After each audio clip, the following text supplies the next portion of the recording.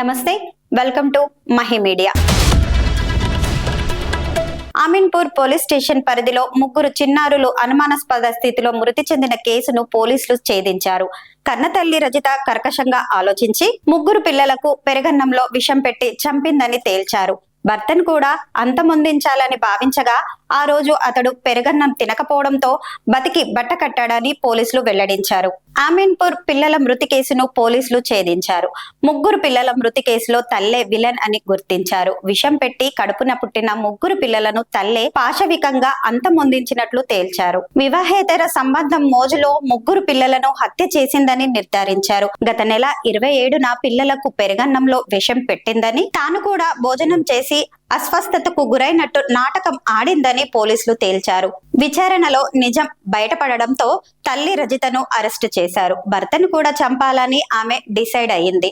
అయితే అతను పెరగన్నం తినకపోవడంతో ప్రాణాపాయం తప్పింది.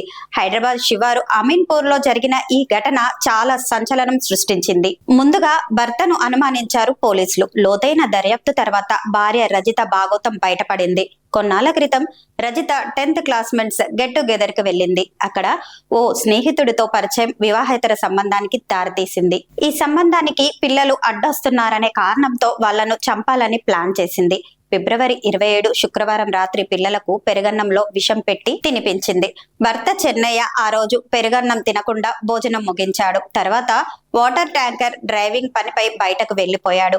తిరిగొచ్చాక చూస్తే పిల్లలు విగత జీవులుగా పడి ఉన్నారు. ముగ్గురు పిల్లలు ప్రాణాలు కోల్పోయారు. 12 ఏళ్ల సాయికృష్ణ, 10 ఏళ్ల మధుప్రియ, 8 ఏళ్ల గౌతమ్ మృతితో తీవ్ర విషాదం నెలకొంది.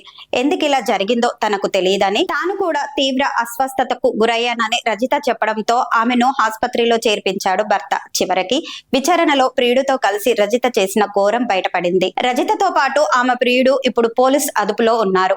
వివాహేతర సంబంధం మోజులో పడి కడుపున పుట్టిన బిడ్డలను చంపుకోవటంపై స్థానికులు మండిపడుతున్నారు. ఆమెకు కఠిన శిక్ష వేయాలని కోరుతున్నారు.